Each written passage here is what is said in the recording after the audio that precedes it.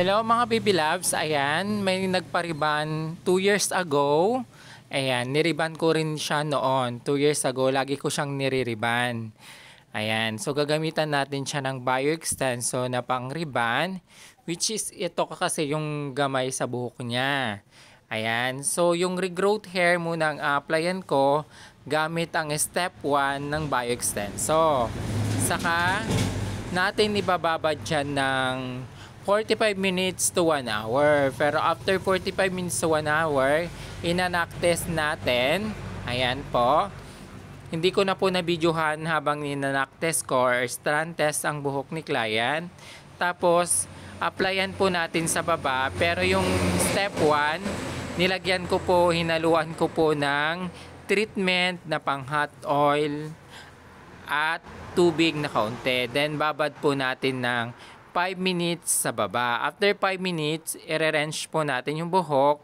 Tapos, after ma-rinse, suklayin po natin bago po nating i-blower para hindi magkabuhol-buhol yung buhok ni client habang blino-blower.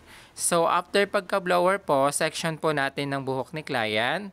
Tapos, planchahin po natin ng manipis na parang paper thin. Ayan, habang pinaplansya ko po, balikan ko na lang po kayo after ko maplansya ang buhok ni client kasi matagal-tagal pong magplansya ang buhok ni client. So ayan, after ko pong naplansya ang buhok ni client, pinalamig ko po, blinower ko po ng malamig na blower. Ayan, may malamig na blower kasi yung blower na ginagamit ko. Tapos applyan ko ng step 2 ng pangriban, which is the neutralizer or stabilizer ang tawag nila sa ibang pangriban. Tapos, babad po natin siya ng 20 minutes to 30 minutes. Then, after 20 minutes to 30 minutes, balawan po natin ang buhok ni client. Tapos, pagkatapos, i-blower po natin para sa final touch ng buhok ni client.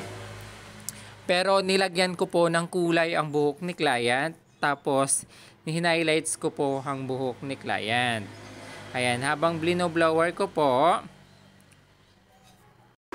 So, ayan yung buhok ni client ng final touch. Pasensya na kung hindi ko na video yung pagkaka-highlights ng buhok ni client kasi hindi ko pala nakunan